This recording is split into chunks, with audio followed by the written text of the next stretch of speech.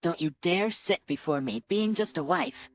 Mike's roar filled the room, and at that moment, a dull pain shot through my belly, now at 6 months pregnant. Ouch! An unfamiliar pain coursed through my stomach and I crumpled to the floor. Madison, are you okay? Hey, what do you think you're doing? While my mother-in-law and father-in-law quickly came to my aid, Mike, used to defying his parents, didn't seem fazed at all. In this house I'm the boss. I'm the smartest and most elite. That's why. His tone, dripping with scorn as if laughing at everyone present, made me angry, but I was too afraid of being hit again to talk back. Just then someone said, "Excuse me," and sat down next to Mike. I watched intently as the person pulled a business card from their pocket and handed it to Mike. My name is Madison. I'm turning 29 this year. I used to work for a telecommunications company after graduating from college, but I quit this summer. I wanted to stay at the company a bit longer, but Mike had asked me to quit because he said, "I'll take care of you." The truth is, there was another reason why I quit my job. I was pregnant with Mike's child. Mike and I ended up in what you might call a shotgun wedding. Currently 5 months pregnant, I had to tell my colleagues it was because of the pregnancy and marriage. They were sad to see me go, but congratulated me on the marriage and pregnancy. I still feel blessed for having such wonderful colleagues. So I do have some regrets about quitting my job at Mike's request. Mike's words always carried an absolute power. If you want to put it nicely, you could say he's full of confidence. If not, well, he's kind of pushy. Mike graduated from a very prestigious private university and went on to work at the mega bank, MK Bank of America, following an elite path. He was assigned to the sales department, where his gift of gab helped him quickly climb the ranks, and right around when we were getting married, he was promoted to head of the sales department. Lucky for us, I'm excellent. Now the family's secure, he said, as if his promotion was the most natural thing in the world. Mike must have been pleased his efforts were being recognized, and at that time I didn't give it much thought. After all, I had no inkling to doubt the man I was about to marry. But at that moment I was still unaware of the kind of person Mike really was. I met Mike 2 years ago at a mixer that a friend had arranged. I was 27 then. As my friends were getting married one after another, I felt a sense of urgency without having a partner. Because of my personality, I couldn't take the initiative to talk to men, and I was always shy about love. So, when a college friend I hadn't heard from in a while invited me to a mixer, I decided to go. That's where I met Mike. I hadn't heard from in a long time, contacted me. I jumped at the chance. The mixer was with 3 men and 3 women, and Mike was the oldest of the male group. They all worked at MK Bank of America, where my friend's childhood friend was employed. When I first heard that all the men were employees at a well-known bank, I was surprised. My 2 friends, who were more interested in money than I was, eagerly questioned the men and squealed with excitement. I felt somewhat out of place and was about to give up, thinking this might be another dead end. But as luck would have it, Mike seemed to take a liking to me, hanging back while my 2 friends were in the spotlight. I was surprised when he asked, "Would you like to grab a drink after this?" Since Mike was also my type, I happily agreed with an enthusiastic yes. So, after the group date, we went out a few times, and after a confession from Mike, we started seeing each other. When I asked Mike why he hadn't gotten married yet, he'd always say, "Oh, I've been busy with work." He must really love his job. Since I admire men who are dedicated to their work, I didn't mind it at all. While we were dating, Mike was always considerate. Practicing chivalry, always putting me first. "Are you okay? Not tired from walking? Forgot your handkerchief? I have one, use mine. Look, your shoe's rubbing. Let me put a band-aid on for you." His perfect gentlemanly behavior had really impressed me. I thought maybe I could spend my life with this man. Even though our relationship had just begun, I was already dreaming about a future with Mike. Our relationship took a significant step forward about 2 months ago, a year and a half after we started dating. I had been experiencing some unexplained health issues for a while. I had headaches and nausea, and when I went to the doctor, they just said it was probably a cold and I couldn't even work properly. Seeing my condition, Mike, who I was living with, said, "Madison, could you be pregnant? Guh? His unexpected words threw me for a loop. But indeed there were signs. I rushed to the pharmacy to buy a pregnancy test, tried it at home, and lo and behold, it indicated that I was indeed pregnant. I can't believe it. See, I told you. You should go to the doctor. Yeah, Mike was trying to keep his cool, but his voice was louder than usual. I could tell he was excited. There was a baby inside me, our baby. I thought about it as I rubbed my belly. It made me feel an indescribable sense of affection. The next day I went straight to the OBGYN. The test confirmed that there was indeed a baby growing inside me. Confirmed that there was indeed a baby, and I was told I was 3 months pregnant. The doctor said, "It's surprising you didn't notice until now, but since Mike and I weren't married yet, pregnancy had been the furthest thing from my mind." But now looking back, I realized that the strange malaise was morning sickness. After leaving the clinic, I told Mike that the pregnancy was going well. That so? His reaction wasn't what I expected. I thought he would be happier, but his response was surprisingly nonchalant, which caught me off guard. Mike, does this mean? Yeah, let's get married. He said it so casually that it was nothing like the proposal I had imagined.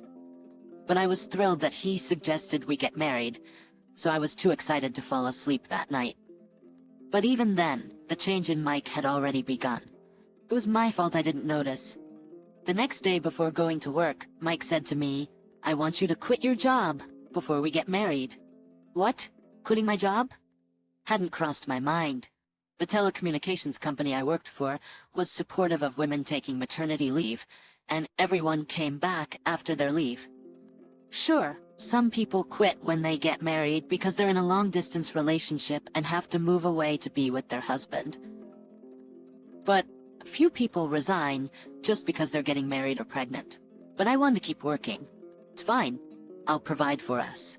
But still, when I hesitated, Mike let out an exasperated sigh and added, "I'm going to be promoted to sales manager next month, so my salary's gonna be way better. Lucky you, I'm so capable. Now our family will be set." That's great. What could I say to that? It's true, Mike is capable, and his promotion must be a recognition of his efforts. Compared to Mike's salary, mine is indeed just small change. Even if I quit, the three of us could live comfortably. I convinced myself of that. In the end, I submitted my resignation at work, and a month later, I left the company. My colleagues were all sad to see me go, but when I explained the situation, they said, "Can't be helped. You can't go against the man you're gonna marry." That's probably what they meant. I thought that from then on, Mike and I would start our happy days together, thinking about our coming child, but I was naive. It was around this time that started to notice the changes in Mike. "Hey Madison, where's my dress shirt?" If it's about the shirt, I'm planning to wash it today. What? You haven't washed it yet? For a stay-at-home wife, you sure work slow. I was feeling unwell yesterday. I'm sorry, once I quit my job, Mike started to say things like, "For a stay-at-home wife, you're pretty slow with the chores. I really want to finish my tasks swiftly. But with the early stages of pregnancy, I've been feeling unwell and can barely take care of myself." He also said things like, "You're so useless. That's why you could quit your job so easily." If it were me, they'd have begged me to stay, belittling my capabilities. Even though it was Mike who wanted me to quit, I'm infuriated by the way he speaks to me. But due to my continued ill health and lack of energy to stand up to Mike, all I could do was hang my head in those moments. Seeing that I didn't fight back, Mike seemed to think he could treat me like a punching bag, venting his work frustrations on me. That guy is totally useless. Just a newbie and already leaving on time. There are too many incompetents in the world. Even the bosses are just old and can't do their jobs. I found all his comments unbearable because they were so disdainful. But now, having quit my job, I had to endure it because he was the only one supporting me and the child. Months passed like this, with me feeling restricted, until I overcame the long period of morning sickness and entered the stable period of my 6th month of pregnancy. I'd like to arrange a meeting to introduce our families for the wedding. Can you check with your parents for their availability? We hadn't yet greeted each other's parents formally, nor had we had a family meet and greet due to my pregnancy.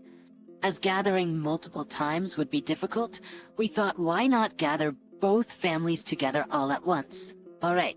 Mike agreed surprisingly readily and immediately contacted his family. I reached out to mine as well, and we found a date that worked for everyone. Eventually, the wedding introduction and family meet and greet were set for 2 weeks later on Sunday.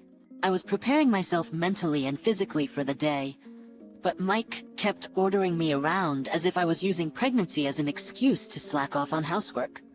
I was never slacking, I was just taking breaks now and then.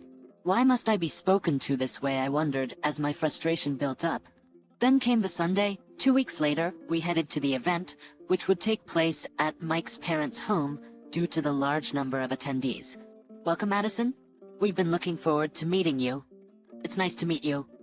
My name is Madison. I hope to get along well with everyone. His parents seemed kind and classy, which put me at ease. They were very happy when I handed them the flowers I brought as a gift. In addition to Mike's parents, there were cousins, uncles, and aunts. My family was also there, sitting politely in the living room. I stood in the kitchen with my mother-in-law helping to prepare the meal, and she was constantly concerned about my being pregnant. Are you okay, Madison? If you're not feeling well, you can sit and wait. Thank you. I'm fine for now. I'll take a break if I get tired. Grateful for her concern, I continued to chop and cook. But as she said, after about 30 minutes, my back started to hurt from the weight of my belly. I'm sorry, I need to rest for a bit. Of course, there are cushions over there. Please have a seat. Thank you. I sat down on a cushion in the living room as indicated by my mother-in-law. At first, I had a pleasant chat with Mike's relatives, but then Mike, who had been drinking, came over to where I was sitting. You shouldn't be sitting down before me just because you're a wife, Mike shouted. A dull pain shot through my 6-month pregnant belly. Ow! I crumpled to the floor in a pain I had never felt before. Madison, are you alright? Hey, what are you doing? My mother-in-law and father-in-law quickly came to my aid, but Mike, used to defying his parents, seemed unfazed. In this house, I'm the top dog, you know? I'm the smartest and the elite here.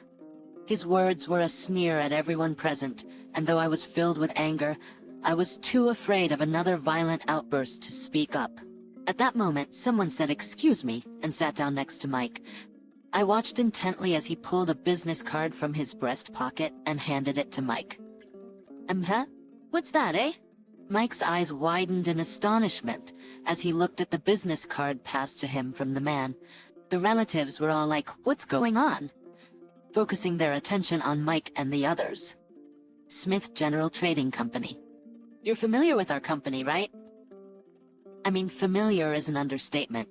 Smith Corp is one of the major clients at our USMK bank. Good to know. It's an honor. I am Madison's younger brother, a graduate of T University, and currently the president of Smith Corporation. The man was my brother, Kenneth Smith. Smith was my maiden name. I glanced briefly at my brother and parents' faces. My brother was looking straight into Mike's eyes, but I could see the flames of anger burning in his eyes. My parents looked at me and nodded. It's okay. T University. President of Smith General Trading. You're Madison's brother? Yes. You weren't aware of that, I see. I didn't hear about it. This time, Mike glared at me. I instinctively looked away.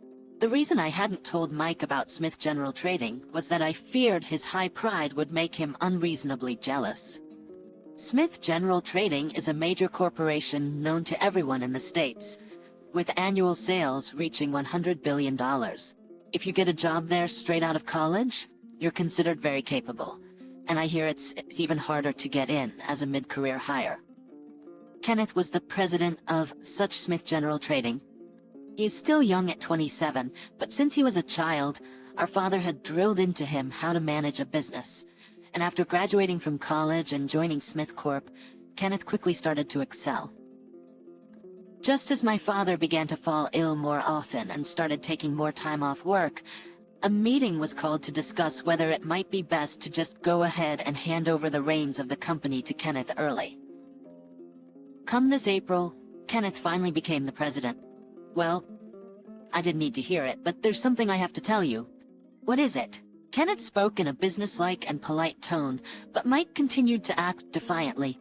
In fact, there's been an issue with some fraudulent activities in the transactions between our two companies, right? Mike's voice quivered. Perhaps it struck a chord. Yes. Apparently, our sales manager had given some under-the-table money to your sales rep, encouraging them to falsify the numbers on the invoices, and that sales rep was you. What? Mike visibly panicked. What does this mean? The rest of us, including relatives, waited for the story to continue. You were recently promoted to sales manager, I hear? It was in recognition of your hard work, no doubt. But it's not hard to imagine that this position was attained through rampant dishonesty. Of course, I fired our incompetent sales manager immediately. But if I report this to your company, you're not going to get off scot-free. I see. That's what it was. Mike had been accepting bribes from the Smith Company's sales manager by sending falsified invoices. He had increased his sales figures by engaging in similar fraudulent activities with other companies, which led to his promotion to sales manager. While Kenneth's suspicion was included, the fact that Mike didn't deny it suggested that it was true. Mike trembled on the spot, glaring at Kenneth with eyes like he was looking at an enemy. We couldn't say anything, and watched the confrontation with bated breath. Now you've climbed the ranks through dishonesty, but just from seeing your behavior today, it's clear you're not cut out to be in a position of leadership. Punching your pregnant wife's belly? Thinking you're the most important person in this house? Don't joke with me. You're always ordering my sister around, thinking you're some kind of elite because you cheated your way up. Kenneth's polite tone suddenly turned harsh as he scolded Mike. In his eyes, there was a determination to defeat his sworn enemy. What the hell are you on about? Don't stick your nose where it doesn't belong. Mike snapped back. I clearly saw Kenneth smirk at that response. You just said what the hell, didn't you? Yeah, I did. So what? I don't want to do business with someone who talks that way to a partner. I thought your company would be a good business partner for us, but I was mistaken. Please ensure your company knows that we will no longer be dealing with you in any capacity. What? Mike had not expected to be hit with a sanction as serious as ending transactions between the Smith Company and MK Bank of America. Please, not that. Anything but that. Mike begged desperately, but Kenneth, perhaps at his wit's end with anger, glared and said sharply, Aren't you apologizing to the wrong person? I have no use for someone who can't even understand that. Mike let out a pathetic yelp at Kenneth's shout. I was utterly shocked to see Mike like this. I had never seen him so shaken before. He tentatively looked my way, then said, I'm really sorry. And to the baby, I'm sorry. It must have hurt, but the words Mike had said to me in the past flashed through my mind, and I could not forgive him just because he was apologizing now. I'm sorry, but I need some time to think about this marriage. I refused him. Mike stood up, dazed, and walked out of the room. Silence followed among us, but when Kenneth humbly apologized for the fuss at such a gathering, one of the relatives said, Let's just toast for today, and the atmosphere brightened up. For a while, we all forgot about Mike's troubles and had a good time. Madison, I'm really sorry for what Mike has done. There's no rush on the marriage decision. You can take your time, Madison, to your whole family. I'm truly sorry, Mike's parents said, tears brimming in their eyes. Despite having such wonderful parents, I couldn't help but feel sad, wondering how Mike ended up the way he did. No, we're the ones who should apologize for causing such commotion. Everyone, I'm sorry. Just give me a little more time to think, I said. No one in my family blamed me for my decision. My parents' eyes conveyed a message, you need to think this through. As I rubbed my belly, I thought about what comes next. Currently, the idea of marrying Mike doesn't sit well with me. But for the sake of this child, still no clear answer came to me. I decided to take my time with the decision. A month has passed since then, and I've decided to stay with my parents until the baby is born. As expected, Mike's misconduct at work came to light, and he was fired.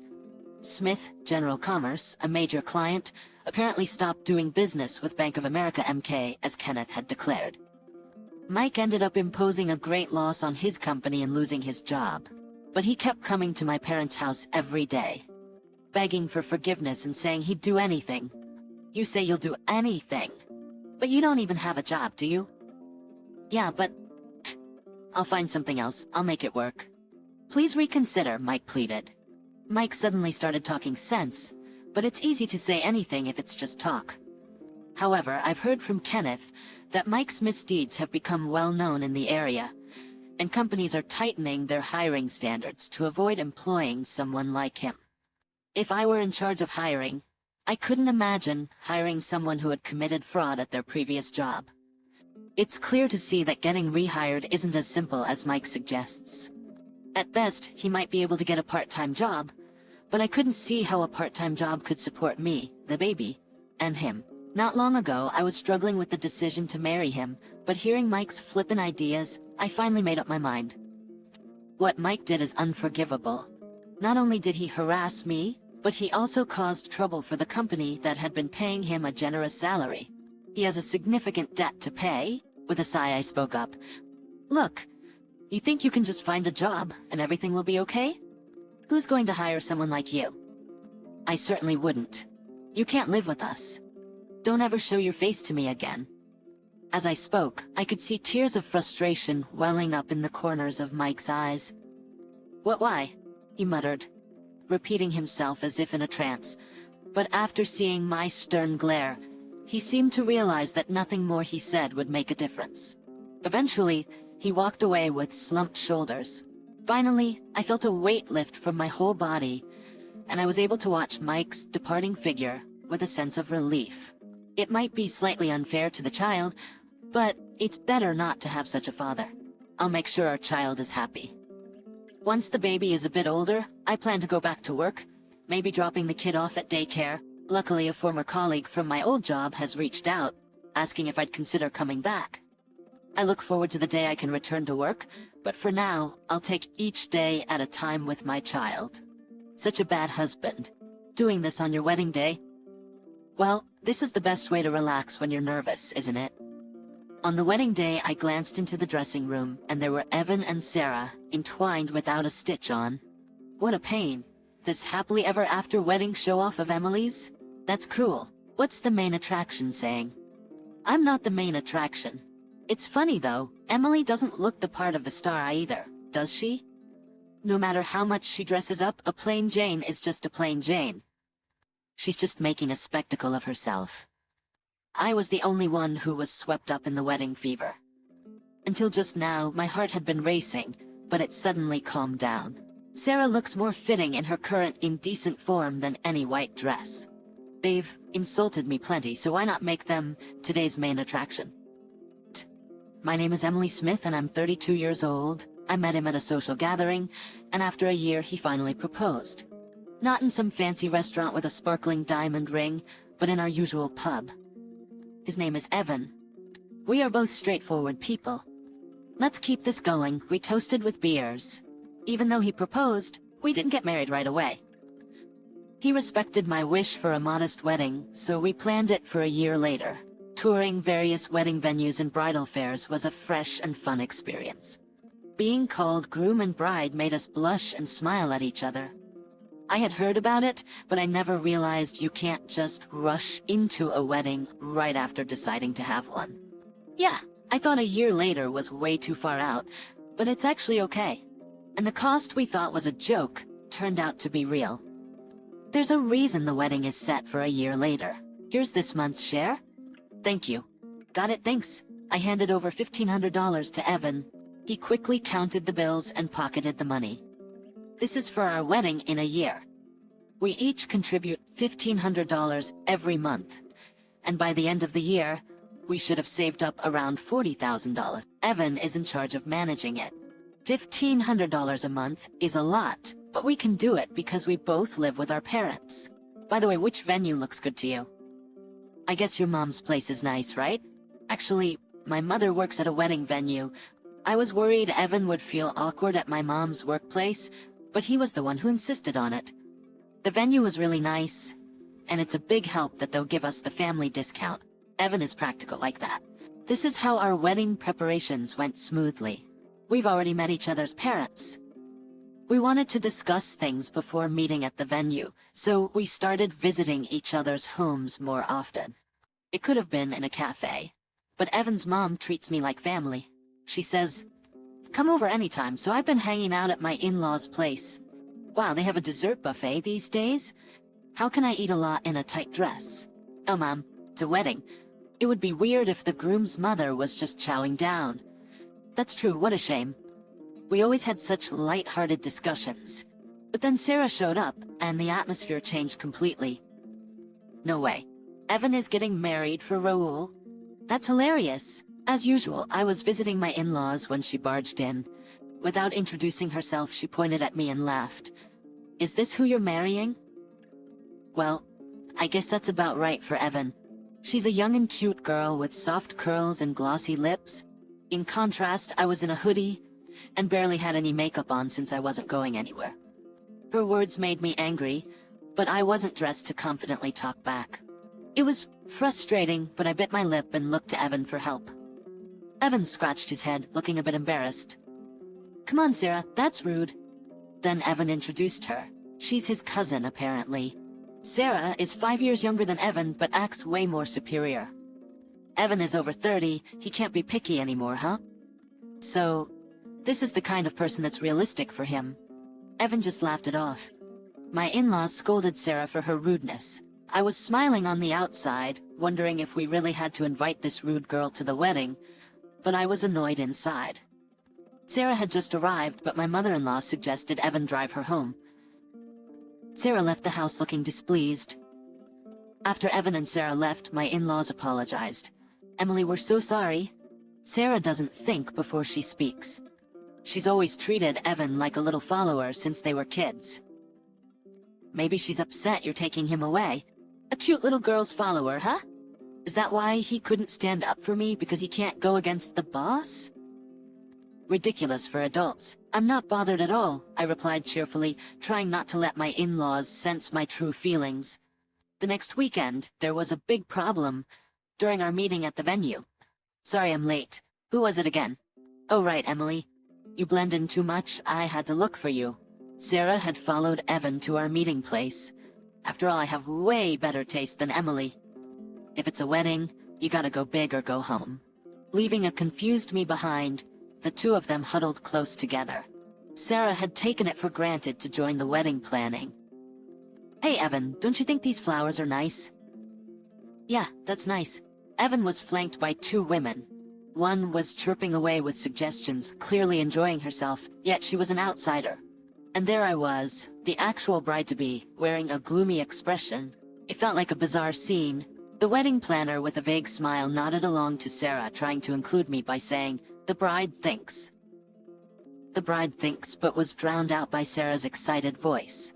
After a while, Sarah glanced back and forth between me and the planner, letting out a chuckle. "Hey, we're not planning a funeral here. It's seriously killing the vibe that this spot is so gloomy.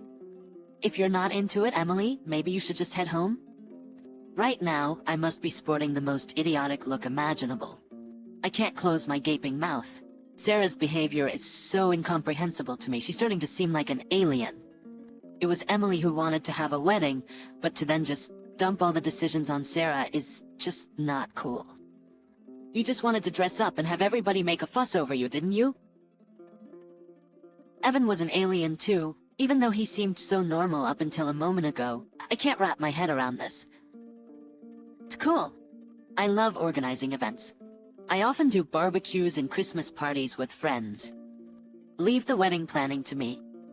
You're awesome, Sarah. I'm counting on you. Yeah, I guess. At this rate, my wedding will become Sarah's thing. I want to scream, "No, I hate this." But no voice comes out. The more I panic, the more my throat constricts. Evan and Sarah are laughing hysterically. Just then, a voice came from behind. It was slow and polite, not loud, but carried well. The laughter from Evan and Sarah stopped. When I turned around, my mother was there. "Evan, who is this woman? She seems rather like the bride." Evan quickly distanced himself from Sarah. In a contrived manner, he twined his arm around mine and turned a smile to my mother. "I apologize, but you're causing a disturbance for the other couples here. So could you please keep it down a bit? Ah, yes, sorry. Thank you.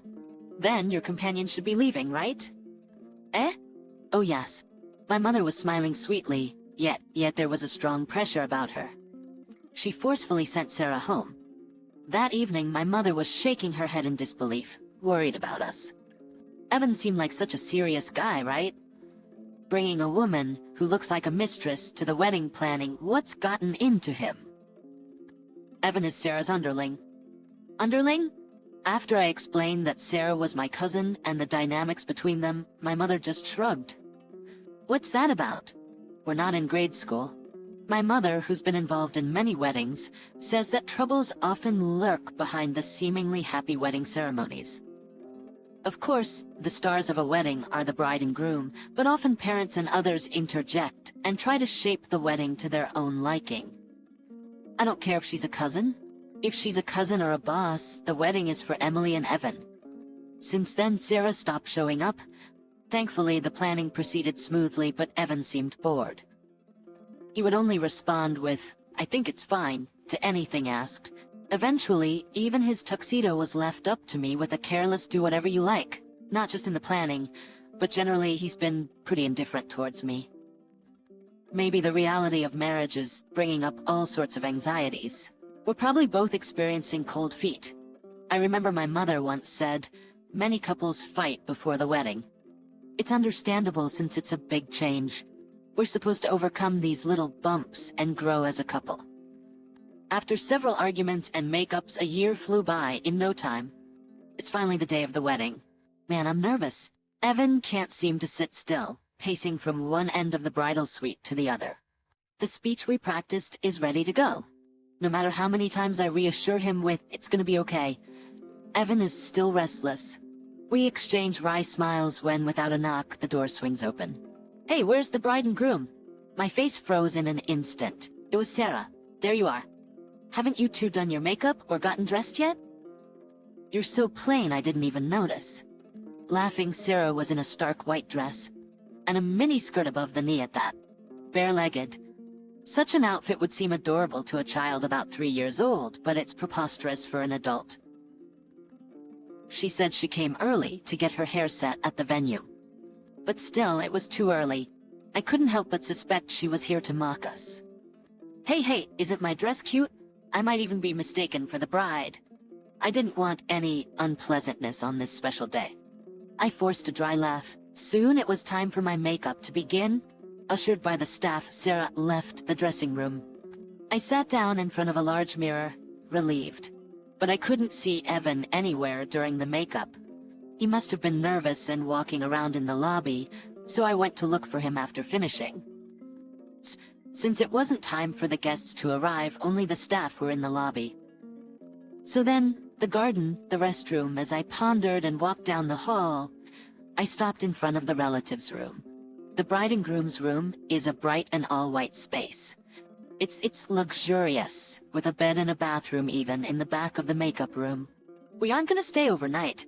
When would we even use this? Evan and I had laughed about it. On the other hand, the relatives' room had a more subdued brown palette. I became curious about that relatives' room and quietly opened the door. First, I saw the counter where drinks for hospitality were being prepared. Hospitality would soon be arranged. It was a 2-room suite, with comfortable sofas lined up in the room beyond. Evan had mentioned during our venue tour that he preferred the relatives' room over the bride and groom's. He even suggested that we could crash on the big sofas. As expected, there was a noise coming from the back, but something seemed off. It sounded like the faint meowing of a cat, and the sofa was creaking unnaturally. My heart was pounding as if it would break. From beyond the thin wall, I heard Sarah's voice. "Such a bad husband, doing this on your wedding day." I didn't need to see to understand what nasty things Sarah was up to from the sounds alone. But the other person should be someone I don't know. I hoped. But this is the best way to relax before the big moment, isn't it? That was unmistakably Evan's voice. I collapsed on the spot, feeling limp. In a daze, I peeked into the next room. There was no mistaking it. Evan and Sarah were entwined, naked. Evan burying his face in Sarah's chest, cooed for one more time. Are you sure we have time? Is the groom supposed to be doing this? It's fine. My preparations will only take 10 minutes. Man, I'm so over this show-off happy wedding of Emily's. That's terrible. The star of the show is saying that? I'm not the star. It's funny though, Emily doesn't look the part of the star either, does she?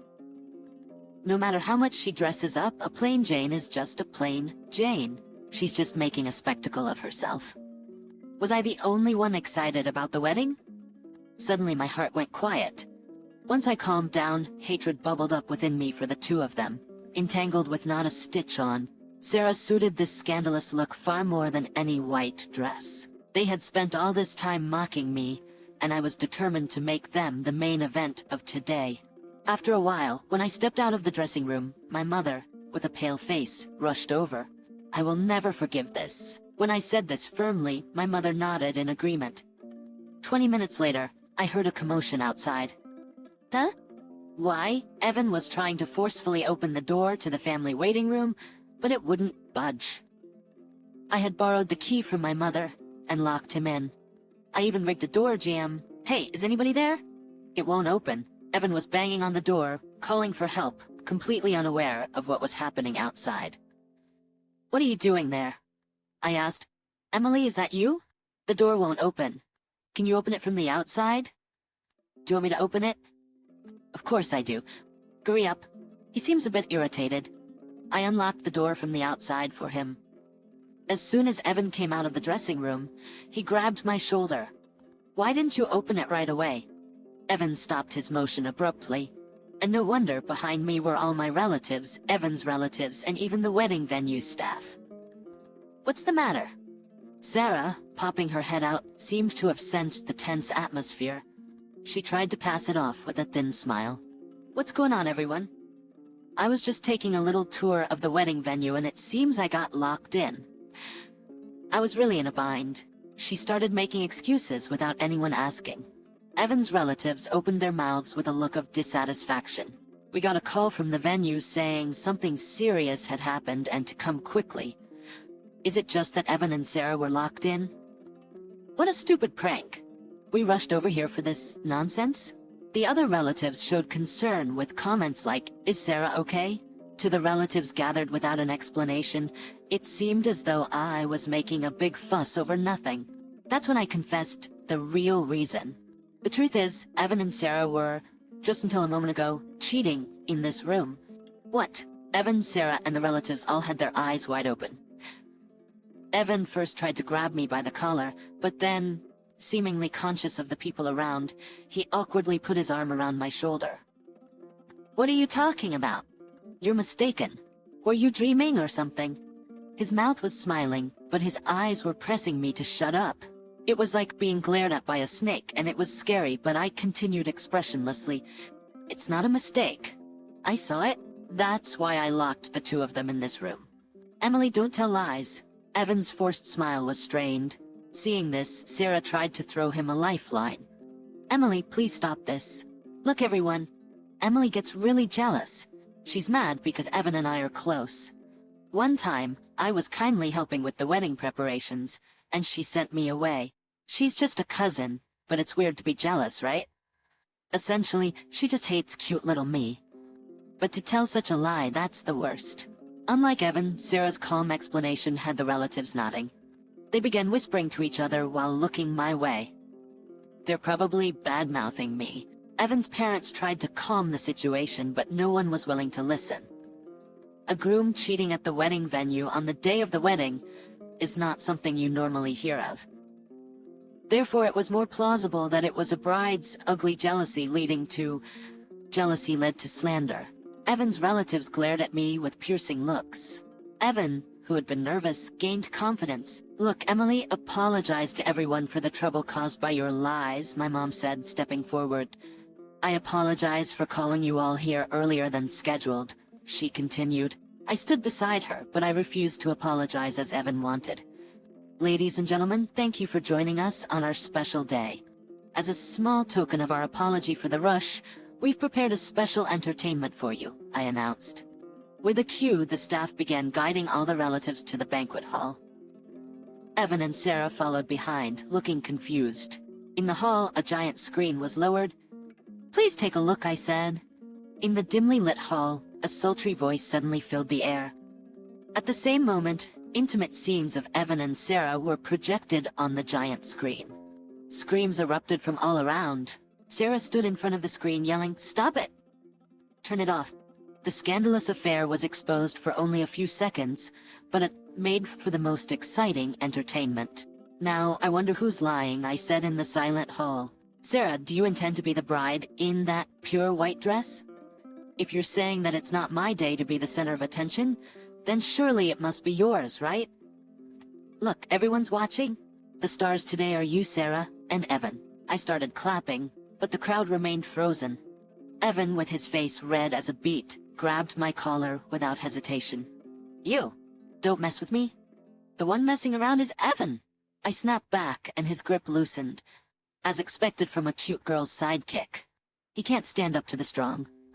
Such a weak guy," I said, taking a breath and asking gently. "Let me ask you again. What were you and Sarah doing in the dressing room?" Evan clenched his back teeth. This secret filming? Why, of course there wasn't a hidden camera at the venue." The answer was simple. "I just filmed the dressing room with my smartphone," I explained. And I sent it to my mom. My mom shook her smartphone to show it. If I confronted them alone about the affair, I'd likely be fooled by the bold Sarah. So I secretly filmed their little rendezvous and sent it to my mom right away. My mom was quick to act. Having worked at the venue for many years, she had moved up from planner to manager, and she was adept at coordinating the staff. She swiftly gave directions to lock down Evan and his group, gather the relatives, and even started preparing the video and screen. Neither Mom and I did not want to make the video public. It was a last resort in case Evan and the others refused to admit their guilt. "Do you think you can secretly film us, expose us, and get away with it for free?" Evan said, his eyes brimming with tears, trying to bluff his way out. Then his mother slapped his cheek and said, "Stop this nonsense." I had actually sent the video to his parents as well. They probably never imagined they would see their son's true colors on his big day, as he was about to leave the nest. I thought they might defend Evan, but instead they said, "Let's gather the family and confront them in front of everyone." That was our cue to take action. Evan and Sarah are relatives, and because they are family, his in-laws wanted to avoid ambiguity and made a tough decision. "My mom betrayed me." Evan staggered back fearfully, clutching his chest as if he was about to hyperventilate. "You're the one who betrayed us, Evan." His mother yelled, tears streaming down her face. Evan's cries were loud and grating, and everyone frowned and looked down on him from afar. In the midst of this, the other main character, Sarah, was trying to sneak away from the crowd. Even amidst the commotion, she stood out too much in her pure white outfit. A middle-aged relative nearby caught her right away and she protested, "Let me go, don't touch me." The middle-aged man raised his voice in desperation. "It's a lie that you were cheating with Evan, right? You love me, don't you?" Then another man, grasping the situation, shouted, "You were messing around with someone else besides me?" Sarah, head still bowed, gave no reply. It seems Sarah wasn't just involved with Evan. It's unbelievable that she was involved with 3 relatives, also close to her. Evan stopped crying and yelled at the men, "I'm special. I gave her like $1,500 every month." Sarah's head spun and she collapsed. Evan had just spilled the beans on something he shouldn't have. Following that, the other 2 men also confessed to giving Sarah money. In the end, it was all about the money for Sarah. The men who had been rivals for Sarah's affection suddenly teamed up. "You said you only loved me, but you lied." Now Sarah's enemies were Evan and the others. Surrounded by the encroaching men, Sarah trembled violently and cried out, "Help me!" Then unbelievably, Sarah's eyes met mine. With everyone in the family looking at her with disgust, it seemed she couldn't even rely on her own parents in such a situation. She probably couldn't even bear to look her parents in the face. The attention-seeking Sarah? Everyone's looking at you now. Aren't you pleased? Sarah's face turned pale, and she rolled her eyes back, losing consciousness. Evan grabbed her arm and yelled, "Hey, Sarah. We're not done talking. You cheater." I tapped Evan on the shoulder from behind. "You're not done talking to me, Mr. Cheater," I said with a sneer. Could this be a skit of some sort? I wondered. Evan was completely oblivious to the mess he was in. The color drained from his face as the reality of his situation hit him. No, you've got it all wrong. It's not cheating. I don't love Sarah. It's you, Emily, that I love. It's like I was just visiting a professional, you know? I was just paying Sarah, that's all.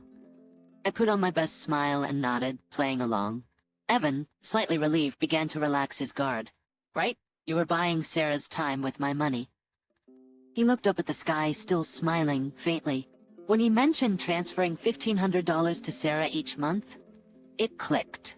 That was exactly the amount I had been giving him for our wedding savings. How could I forgive him for funneling our future happiness into his selfish desires? Please forgive me. Evan looked at me with tearful eyes. Repulsive. I had the urge to stomp on his head, but restrained myself. I didn't want to get my shoes dirty. In the end, we called off the wedding. Thankfully, we had mostly just invited relatives, so after the debacle we sent them home. Breaking off the engagement with Evan was of course the only option. Thankfully, it was before we had legally tied the knot. About this, even though I wanted nothing more to do with Evan, he came to me holding something. We still have to pay for the wedding, even though it's cancelled. This is like highway robbery. Can you talk to your mother about it? He presented a bill for around $40,000. Of course, we were liable for the full amount as it was the day of the wedding. We could just pay it from our joint savings, I offered generously. But that was mostly relatives' money, right? We were gonna come out ahead with the gifts. So you spent it on Sarah? I finished for him. To Sarah, Evan was normally not someone she would consider dating. But with the wedding looming, she must have felt a sense of loss. It turned out she had seduced him. Are you sure you want to marry such a plain Jane? Looks like you're set for a dull life. If you had money, at least you could have some fun with cute girls like me, she had teased him. That's what got him to hand over the $1,500 he had on him. After that, their transactional relationship continued both financially and physically. It's your fault the wedding was ruined, so you should pay this. I was about to retort angrily, but suddenly Evan was out of sight. He had been floored by his father. Apparently my in-laws had been suspicious of Evan and had followed him. It was you who broke it. His mother yelled what I had been feeling. My parents apologized profusely to me. Evan was dragged back home by my father-in-law. Later on, through a lawyer, I demanded compensation from both Evan and Sarah. The adorable Sanaa was apparently the idol of her relatives. Her parents doted on her as well. Even if their beloved daughter messed up, as long as money could solve the problem, her parents might have covered for her. But even they ran out of patience after the horrendous spectacle she displayed on the wedding day. Compensation, as my in-laws informed me. Furthermore, both were kicked out of their parental homes. Evan, with no experience living alone, became stale and started to imagine everyone at work hated him, which led to his resignation, according to a mutual friend. And Sarah, hopping from friend's house to friend's house, was ostracized wherever she went for bad-mouthing me. Soon enough, she'd run out of places to go. Now that Evan and I were no longer engaged, they could be together openly, yet all they did was blame each other. They were suffering because of their own actions, not someone else's. Some time has passed since the incident, and I've been enjoying peaceful days. My life's over. I sighed, still saddened by the shattered dream of my perfect wedding. What are you talking about? My mom hit me on the back, snapping me out of it. In your 30s? You're still young. Life's not over if you just mope around at home. But outside, there's a whole lot of new happiness waiting for you. Where could it be? Let me think. The peak of Mount Everest? Or perhaps the Sahara Desert? That's way too far. Come on, let's go together. My mom and I couldn't help but laugh. She's right. Happiness must be out there somewhere. For starters, she's suggesting we hit the spa this weekend. Maybe she just wants to take a trip with me? No matter where you go, no matter what mistakes you make, you always have a home to return to, Emily. She muttered softly and began to prepare for our spa trip right away. Always strong, always dependable, that's my mom. I realized I'm still protected by her. I haven't given up on the dream of marriage yet. I'll build a bright home and become a mom just like her. Looks like a limited edition accessory. Why does my younger sister-in-law have something like this? More importantly, respect your own sister over some other woman, you stupid brother. On the day of the wedding, during the spare time before the ceremony, I tried to calm my nerves by watching my cat through a pet camera. However, what the pet camera showed was not my beloved cat, but my dolled-up sister-in-law, who was attending our wedding. Unaware of the pet camera in the room, she was freely rummaging through my personal belongings. When I showed this to my husband, he blew up like a hot water heater and charged into the room where his relatives were waiting. Broadcasting the live footage to the entire family, my sister-in-law was caught humming a tune while voicing her grievances about my husband and trying on my personal items. Upon seeing her outrageous behavior, my in-laws turned pale and rushed out in a hurry. Minutes later, a devastating comeuppance was in store for my sister-in-law, who thought she had not been caught and took bold actions. I have been working at the company I joined in my final year of university for 3 years. About 2 years after I started working, a male colleague, whom I began to regard as more than a friend, confessed his desire for a serious relationship with the intent of marriage. I accepted his proposal without hesitation. A year has passed since then, and we are now in full swing preparing for marriage. Our new home is located not far from my in-laws' place, and with the pretext of a wedding gift, both our parents contributed little by little, and we bought a pre-owned single-family home. The remaining amount of the purchase price was covered by a mortgage, but since both my husband and in-laws agreed I should keep working post-marriage, we were optimistic that working together would allow us to pay it off sooner. There was a reason for choosing a single-family home. I have an extraordinary love for cats, and I lived surrounded by several cats at my parents' home. When I decided to attend a university in another state and had to live alone, of course I never considered parting from my cats. My parents strongly opposed me taking a cat with me to live alone, but I persuaded them by saying I would work part-time and take responsibility for it. In the end, I was only able to bring one cat from my parents' home, but I pride myself on not letting my cat feel deprived while I balanced my studies and part-time work. After graduation, I continued to live in the same pet-friendly apartment, but post-marriage, it was undeniable that the apartment was too small. I was very sad at the thought of possibly having to return my cat to my parents' house. To me, cats are almost like soulmates. Having my dear cat with me has allowed me to endure tough exams and overcome the loneliness of living alone for the first time. My husband was aware of my love for cats and supported me in finding a new home that could accommodate our furry family member. My partner was aware of my love for cats even before we started dating, so he was fine with having a cat. However, it was difficult to find a pet-friendly apartment or condo. Finding a small space suitable for a single person was not too challenging, but considering 2 adults and the possibility of children in the future, along with rent considerations, the search proved to be difficult. One day, when we went to my in-laws' house for wedding introductions, I hit it off with my mother-in-law over our shared love for cats. My mother-in-law, though an in-law herself, was a local like my in-laws, so I thought she might have information on pet-friendly rentals and consulted with her. She was thrilled at the idea of living with a cat and suggested with much excitement, "Why don't you just buy a single-family home?" As it turns out, my mother-in-law loves cats and had lived with them before getting married, but had to give them up after discovering my father-in-law's cat allergy. With this background and perhaps feeling a bit guilty, my father-in-law didn't argue against the idea and decided to help fund our home purchase. It didn't seem fair to rely only on my in-laws, so when I explained the situation to my parents, they offered to help for the sake of the cat. My father kept insisting it was strictly for the cat's benefit, but my mother told me, "He's just shy. Don't worry about it. It's a wedding gift," and shared a knowing smile. My dad has always been shy about expressing his true feelings, and it's not like he needed to be shy at a time like this, so my mother and I couldn't help but laugh together. Thus, with the help of our parents, we were able to settle on our new home much sooner than expected, and we decided to move before the wedding.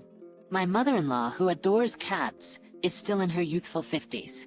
She works part-time on some days, takes up hobbies, and like clockwork, rejuvenates herself monthly at a cat cafe. Seeing how she's that kind of person, I thought our cat would warm up to her in no time. So I quickly invited her over to our new place, and to my surprise, our cat took to her more than I imagined, and she seemed to have a blast. Ever since then, she's been visiting frequently, not just to play with the cat, but also to share long-lasting recipes and secretly spill the beans on my husband's favorite dishes. She really goes out of her way, and it has made my relationship with her very good. My husband and I are already living together in our new home, so it feels like married life has already started, even though the wedding is still ahead. We work at the same company, but once our marriage was decided, my husband got transferred to another department. It seems he had already requested a transfer, so he's pretty excited about moving to the department he wanted. Our work start times are the same, but we come home at different hours. Whoever gets home first starts preparing dinner. And I think we're doing quite well at splitting the responsibilities. During the commute, my husband often reads the newspaper because of his job, while I've made it a routine to check on our cat through the pet camera I installed at home. Even in the crowded train, getting soothed by my cat cuts my stress in half. The conversation might jump around a bit, but when I went to my husband's family home to formally introduce myself, the in-laws weren't the only ones I met for the first time. I had heard about his unmarried sister since we started dating. My sister-in-law is quite the free spirit, with a passion for international travel. Instead of holding down a regular job, she does various part-time gigs to save up for her trips. It seems like she's living the dream. I always thought it was great to have passions, and people with their own interests tend to respect each other and get along just fine. So her not having a 9-to-5 job or being spontaneous wasn't a big deal to me. Truth be told, my own decision to work full-time was largely to maintain a lifestyle surrounded by cats. And the appeal of having paid leave in case something happened to them was not lost on me. You don't usually get that with part-time jobs. I'm pretty keen on traveling myself. Back when I lived at home, I went on a few international family trips. Learning about unknown worlds is always a plus, and I figured I'd get along with my sister-in-law just fine. My husband, however, gave me an earful about how naive my thinking was. He vented about all the troubles he's had because of her, like how his money would magically shrink, or how she'd dip into the savings he'd built up from his own part-time work. Thinking his piggy bank was too vulnerable, he had his parents set him up with his own bank account. But even then, it seemed she'd somehow withdraw from it without his consent. Back in the day, he used easy-to-remember PINs, which pretty much gave her free rein. He said it felt just like being robbed. He was pretty steamed up, maybe reliving those emotions, because she also had a habit of using his belongings without asking. They seemed to be on pretty bad terms. There didn't seem to be any lies in my husband's side of the story, and it didn't sound exaggerated, but I didn't want to take sides and sour my relationship with my sister-in-law before it even started. While I nodded along with my husband inside, I was reminding myself to stay neutral. But boy, the sister-in-law I met was nothing like the picture my husband painted. She was something else entirely. After the introductions and self-introductions were done and we began to dig deeper over dinner with the in-laws, she started talking about her hobbies and was super easy to talk to. Despite the friction with my husband, I felt that, as a fellow woman, we could make it work. She's in her early 30s, but seems to see the world through rose-colored glasses. Rose-colored glasses, probably due to her carefree lifestyle. Then again, some people don't show their true selves and put on a facade. Was she on guard around me? Or was she playing up the unreliable angle out of consideration? That's what I was thinking. However, as the warm and friendly atmosphere of the gathering reached its later stages, my in-laws formally addressed the start of our family relations with words of encouragement. My mother-in-law, drawing from her experience, mentioned that it's tough to balance work and unfamiliar household chores, so she encouraged us to support each other. Ever since my husband decided to support my career continuation, he confidently assured that he could handle the household chores, having learned the ropes from his mother, who in turn was a bit worried and asked, Really? If you ever need anything, don't hesitate to ask, they said. And the meet and greet for our wedding should have ended on a good note. That is, until my sister-in-law, oblivious to the mood, chimed in. Both of you working means you'll be rolling in dough, right? You'll be saving up for a rainy day, huh? If I end up single and an old lady, you'll use that savings to take care of me, right? So if I never marry, you guys have got my back, she said. The idea was that we should manage on my husband's salary alone and save my entire paycheck so that if my sister-in-law never married and became elderly, we would use that money to support her. I was stunned. It took me a moment to comprehend what she had said, and I was at a loss for words. But my husband instantly got it. Are you kidding me? Why should we care about your retirement when you've chosen to live your life without planning for it? He snapped back. He made it clear that her disrespectful comment was none of our business, and firmly put her in her place. The in-laws, too, were too flustered to laugh off such a remark, and sent her out of the room, apologizing to us for her rudeness. After this incident, I consciously avoided any interaction with my sister-in-law. I believe everyone is free to choose their own path in life.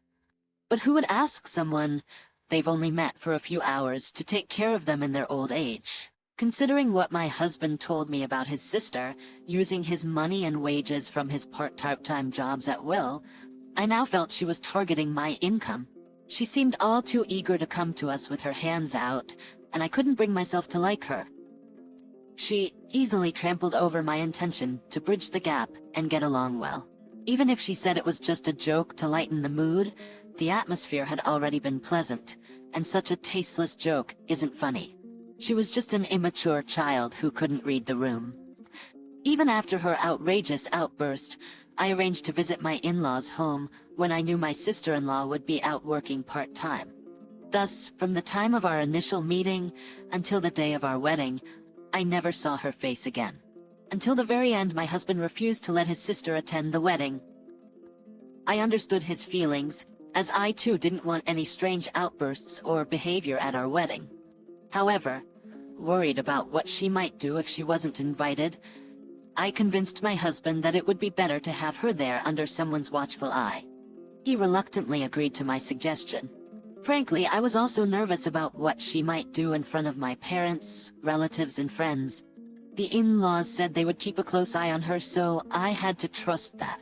But my sister-in-law managed to ruin everything with her outrageous actions. It wasn't just about us anymore. She had created a situation that involved the in-laws and all the relatives.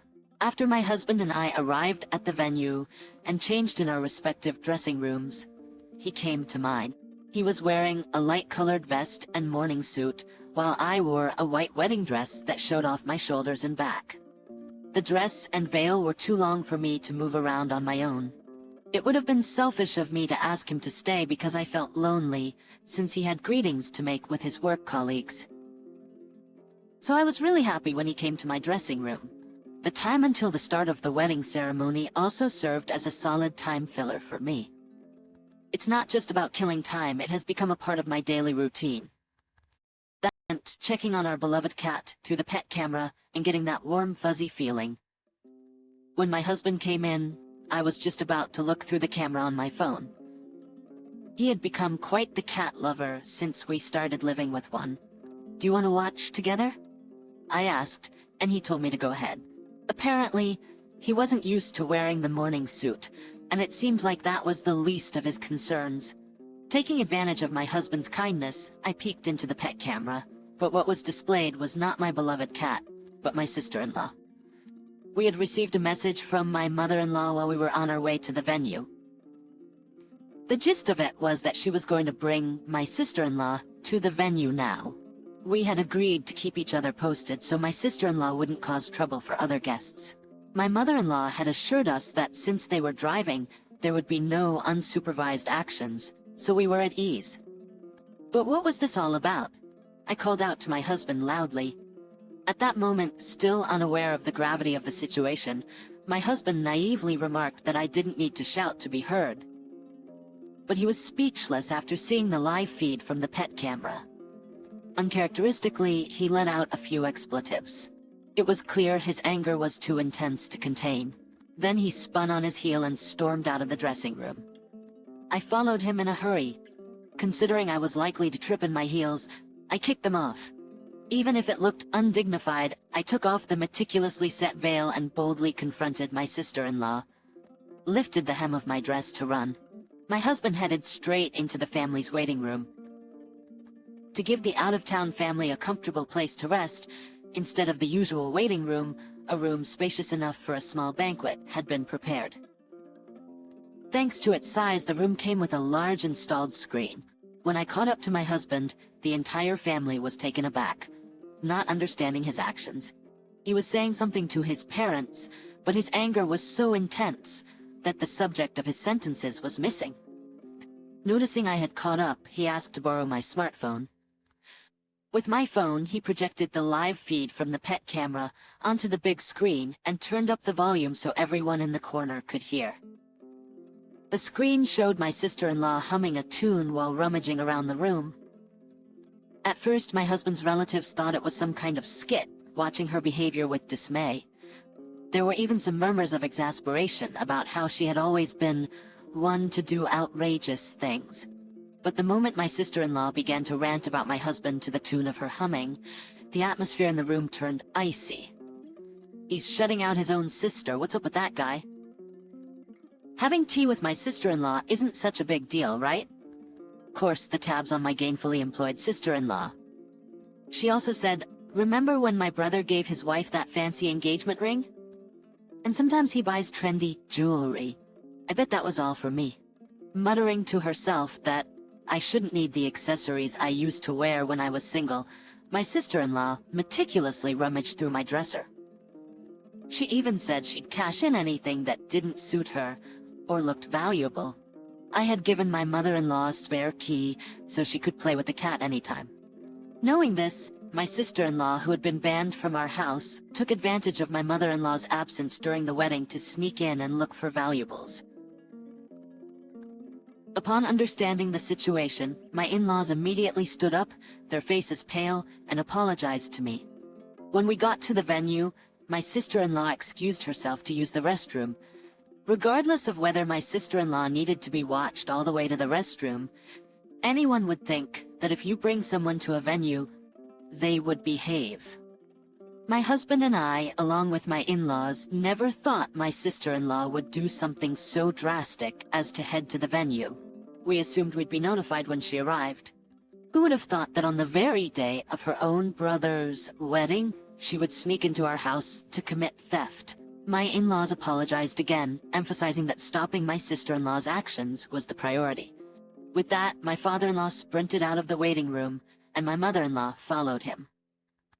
The relatives on my husband's side seemed unable to grasp the situation. Maybe they were struggling to organize their thoughts, to organize their feelings, terrified that a criminal might emerge from the family. Oblivious to the relatives' awareness, my sister-in-law, upon finding branded accessories in my dresser, tried them on, checking herself in the mirror with a satisfied smile, and even checking their resale value on her phone. The relatives left in the waiting room began to grumble complaints about my sister-in-law's behavior, and their growing distrust towards the in-laws who had raised her. They questioned the upbringing, suggesting that being a freeloader and single past 30 led to this behavior.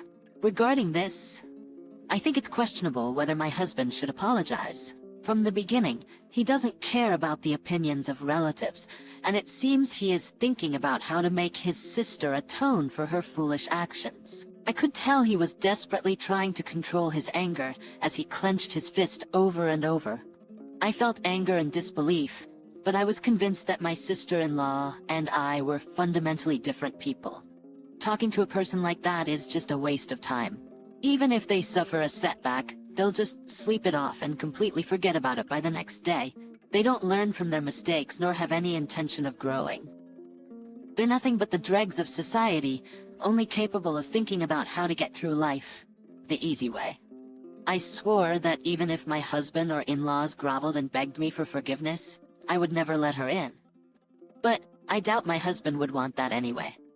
About 10 minutes after the in-laws had stormed out, the live video took a dramatic turn.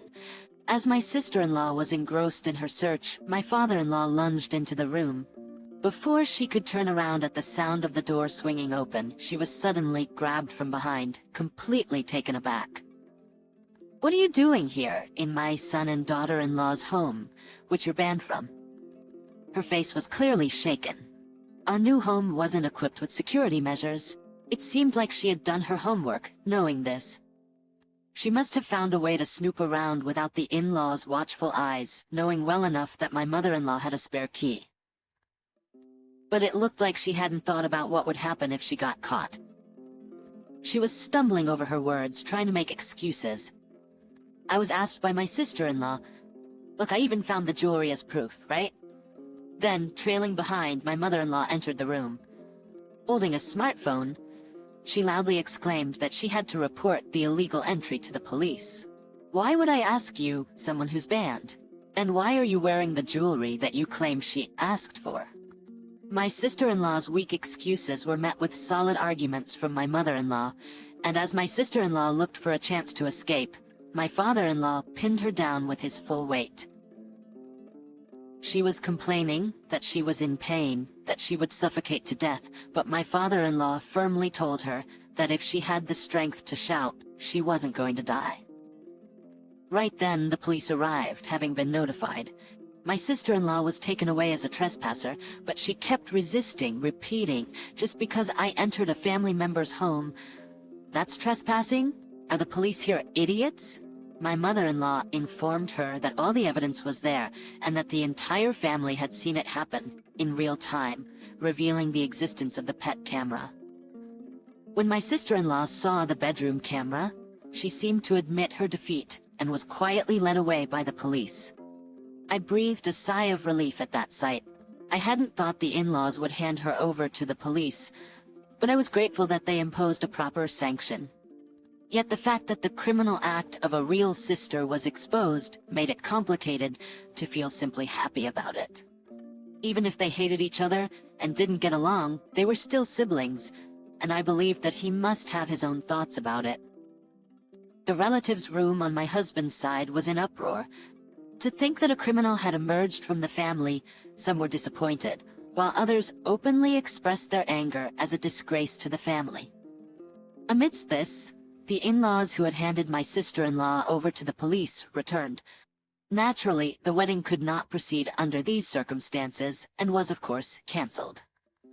There were people who had traveled long distances to celebrate with us, and others who had finally managed to clear their schedules to be there. Feelings of regret and a wish for understanding intermingled within me. My in-laws quickly sensed how I felt, and repeatedly bowed their heads to us, apologizing for the turn of events. The mother-in-law blamed herself for not keeping a better eye on her daughter, apologizing to us repeatedly. She also stood silently, taking in the furious remarks from the entire family for having brought such a disgrace upon them, and kept apologizing endlessly. Worried, I peeked into the room. Seeing the in-laws apologizing to the groom's family, they realized something was seriously wrong and asked me for an explanation. I could say that my sister-in-law had broken into our new home to steal, but I didn't know how much they would believe. Then, noticing my parents were there, my in-laws came over and, without any explanation, apologized to my parents. When the in-laws revealed what their daughter had done, my parents' expressions grew complicated. My husband knew his sister had issues, but he had no idea she was this foolish. Along with his parents, he apologized to mine. Despite him being a victim too, neither my parents nor I could simply say don't worry about it, and a heavy, indescribable silence hung in the air. After gathering their thoughts, my parents said they'd leave future decisions up to us, but they did agree to cancel the wedding. And for the time being, that settled things. Later on, my sister-in-law got off with just a fine because it was her first offense and she hadn't actually stolen anything. If she had been caught after rifling through the new house, theft would have been added to her charges, and she wouldn't have gotten off with just a fine. My husband bitterly said she should have been arrested for theft and spent some time in jail. I was slightly in agreement, not wanting anything to do with her going forward. Though my sister-in-law got off with a fine, she now had a criminal record, and the in-laws severely scolded her for breaking into someone's house while they were away, even if she was family. My daughter would know right from wrong, well past the age of 30. My father-in-law raged to the point I thought his veins might pop, and I heard he disowned her right then and there. She had to pay for all wedding-related expenses, including those incurred from the cancellation. My sister-in-law, who had blown through all her part-time job earnings, was forced to borrow from every lender out there to cover the costs. Of course, some lenders were reputable while others were shady, skirting the edges of the law, and now she faced a future of hard work and being hounded by debt collectors. Unable to accept this series of events, my sister-in-law took to social media to vent her frustrations and seek validation, but instead, she ignited a firestorm of criticism. Her photo, real name, and criminal record were spread all over the internet, and a search would bring up those details. She later deleted her posts, but someone had saved the logs, and her rants never really disappeared from the internet. Even when she created new social media accounts, she was quickly found out, ensuring that her criminal past would follow her. She was fired from her previous part-time job because having a criminal record there could tarnish the establishment's reputation, and she was let go from other jobs after being outed by coworkers who knew of her infamy. She's currently scraping by, working in physically demanding jobs like construction, barely making her debt payments. It is said that resuming her hobby of traveling abroad is almost impossible now. After all that settled down, we had a small, intimate wedding with just close friends and family. It was a DIY wedding with colleagues and friends, but it was filled with love and will be a cherished memory for life. We have adopted a new cat and are spending our happy days surrounded by the kitty and kind-hearted people. Why is there a person buried in the garden? I asked, taken aback. After taking a moment to comprehend, I reflexively covered my daughter's mouth. Of all things, she had to speak up in a situation like this. Today was a joyous day celebrating the new house. If my daughter said something out of line and embarrassed Ruby, I had no idea what she might do to her. My brother's words echoed in my head. Ruby has a temper.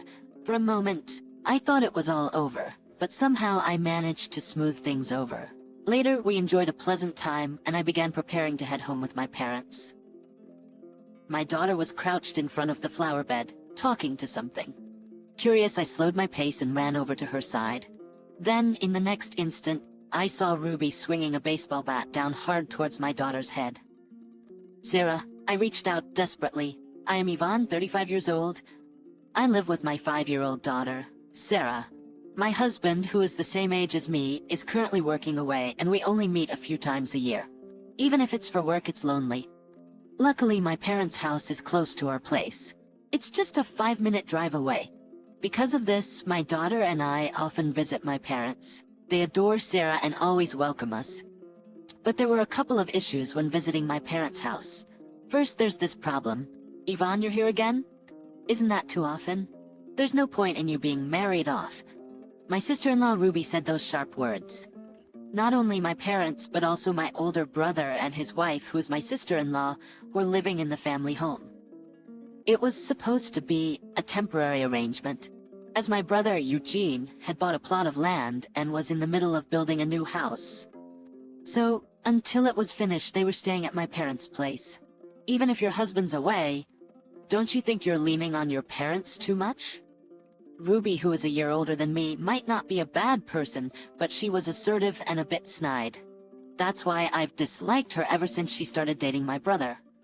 Honestly, even now that they're married, I don't understand what my brother sees in her. I never understood why she was so hard on me, her sister-in-law. Moreover, she didn't seem to like children much, especially having it in for my daughter. Grandma, let's play!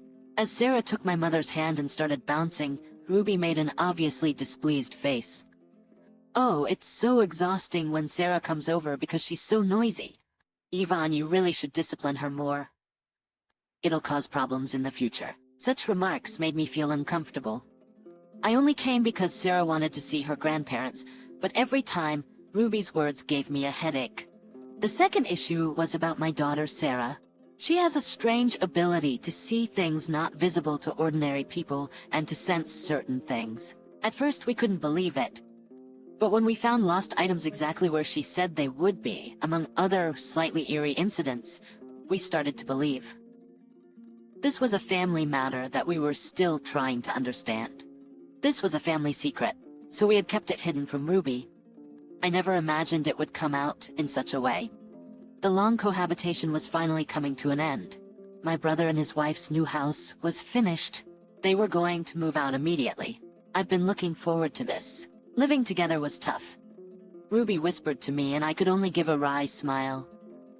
Wasn't just tough for her. I was relieved that my parents' home was finally going to be a place of peace. My daughter looked at me curiously. "Mom, why do you act properly in front of Ruby?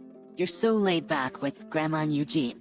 "Well, you see, Eugene and I grew up together, but Ruby just recently became part of our family through marriage." My daughter didn't seem convinced. "Sorry, was that confusing?" "No, I got it. But it's a shame, isn't it?" As I cocked my head, Sarah nodded affirmatively.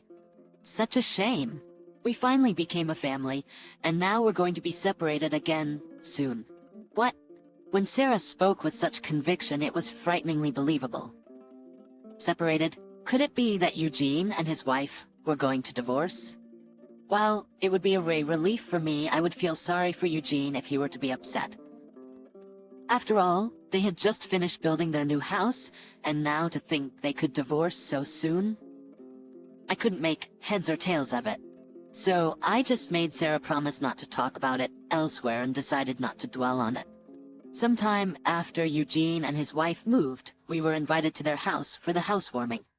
We wrapped a nice sum of money as a gift, and the 5 of us, including my parents, Sarah, and myself, headed over. Eugene's house was about a 20-minute drive from our parents' place. Since my compact car was too small for the 5 of us, we had to ask my father to drive his car. It was an old manual transmission, which made me nervous, but my father was a safer driver than I am, so it should be fine. To me, not being able to drive a stick shift was pretty impressive. When we arrived, the first thing that struck me was the sheer beauty of the place. It was a brand new build indeed. The exterior alone was overwhelming. The yard was spacious, and there was even a brand new flower bed near the bay window.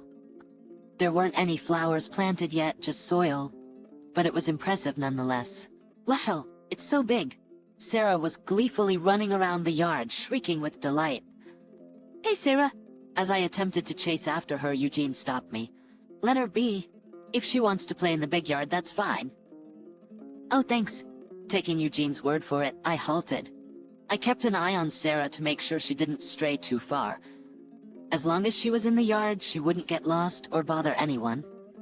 I found myself idly thinking how nice it would be to have a house. That's when Ruby came over, glaring sharply at us from a distance.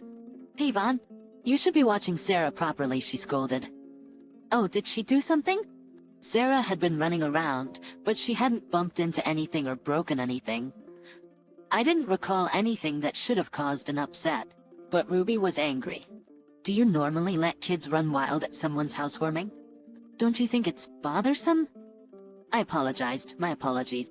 Eugene said it was okay, so I just went with it. Ruby replied, "That's just Eugene being too nice to say anything. Don't take it to heart." I couldn't afford to upset Ruby any further. I had seen Eugene getting tossed around by Ruby's tantrums many times before. "Sorry about that. I'll make sure she behaves," I said as I went after Sarah, who had just darted past. "Sarah!" Chasing after her, I found her squatting by the flower bed, staring intently at the dirt. "What are you doing?" I asked. When I called out from above, my daughter looked up at me and said, "Why is there a person buried in the garden?" "What?" After a moment to grasp what she said, I reflexively covered my daughter's mouth. Of all things, she had to say it here. It was a housewarming for my brother and his wife. It was supposed to be a happy occasion, but if Sarah said something out of line, it could smear mud on Ruby's face. And if that happened, who knows what Ruby would do to her. My brother's words about Ruby's temper came to mind. It seemed he had heard, but luckily, Ruby was engrossed in conversation with my mom and hadn't noticed. "Look, Sarah, what a pretty house, isn't it beautiful?" "Let's go inside," I said, trying to distract my daughter as we moved. Of course, my hand remained over her mouth. But without any concern for my efforts, Sarah wriggled her face out from between my fingers and said, "Hey, Mom." It's weird. Why aren't we helping the person buried in the garden? Sarah, it's fine. I'm going to ask Eugene, I said as Sarah slipped away and ran to my brother, grabbing his hand and pulling him toward the flower bed. Seeing the expression on my brother's face, who knew Sarah's strength, was telling. "Sarah, do you see something?" Reaching the flower bed, Sarah looks up at my brother and tilts her head. "Yeah, Eugene, don't you see? We have to help them quickly. They're asking for help, calling Ruby's name." This was unexpected for both my brother and me, and we inadvertently looked at each other. Ruby is still talking with Mom. "Ruby's name?" "Yeah, right here." My brother and I stepped closer to the flower bed. On closer inspection, the soil where Sarah is pointing looks slightly different in color. It's as if someone had dug it up once before. Chills run down my spine as the thought crosses my mind. What do we do, Eugene? What should we do? We can't just ignore what Sarah says. Not because it's a child's words, but because it's Sarah's words that we can't ignore. My brother returns with a small gardening spade from the back of the house. It seems insufficient for digging, but it's all we have. When we tap the soil, it feels unnaturally hard, as if something has been firmly packed to hide it. My brother, perhaps frightened, is cautious and can't put much force into the spade. Impatient, Sarah snatches the spade from him. "Come on, Eugene. You're no good at this." "I will do it." "Sarah, hang on." I reach out to stop her, but Ruby grabs Sarah's wrist before I can. Having come over unnoticed, Ruby squats down to Sarah's level and smiles brightly. "Hey, Sarah, don't touch my precious flower garden." Relieved at Ruby's smiling face, I pull my daughter Sarah closer. "That's right, Sarah. You can't just touch things without permission." "Sorry, Ruby. No problem. But don't touch it again." "Not ever." I feel a strange intensity coming from Ruby. I bow my head to her again and try to make a getaway to my mother Yvonne with Sarah in tow. But at that moment, Sarah once again points at the flower bed and shouts, "Look! That person is watching Ruby over there." "Hey, Sarah, you're gonna scare Ruby with that kind of talk." Don't say things like that. Every time my daughter has said something like this before, the people who heard it turned pale and trembled. I imagine Ruby must be terrified, having such things said about our brand new home. "Sorry, Ruby, it's just a misunderstanding by Sarah." Trying to make amends, I look at Ruby's face. No matter how much I might dislike Ruby, I feel bad for frightening her. I think I have to get my brother Eugene to smooth things over too. But when I see Ruby's face, I catch my breath. Far from looking scared, her eyes are wide. Her eyes were wide open, and she looked angry. "Sarah, is someone watching me?" "Yeah, they're asking for Ruby's help." Ruby just said, "Huh," and raised the corners of her mouth. Her eyes weren't smiling at all. For some reason, I found Ruby's face terrifying. And I shuddered. "I'm sorry, Ruby. It's okay. It's just kid stuff." Eugene quickly stepped in between me and Ruby, and the situation settled for the moment. We went inside the brand new house with our parents, and they let us sit on the brand new couch. Wow, it's so cushy. It seemed Sarah's spirits had lifted in the new house as she happily sank into the couch. She seemed to have completely forgotten the earlier incident, and I felt relieved. We then ordered some takeout sushi, chatting and eating. Sarah must have been exhausted from all the excitement. Before we knew it, she'd fallen asleep on the couch. "Would you like to put her to bed upstairs?" "Should Eugene carry her?" "Really? Thank you. That would be good. We still have quite a while before we head back. It might be better than letting her sleep in the bustling living room." At first I thought so, but then I had a bad feeling. I think it's okay. She might feel lonely waking up alone. "Oh, she's already 5, right? She'll be fine. She can sleep here." "Yvonne, you're a bit overprotective, huh?" Ruby murmured that, and smoothly rejoined the conversation with my brother and parents. Despite the short exchange, I couldn't stop sweating. After a while, Sarah woke up. "It's about time to leave."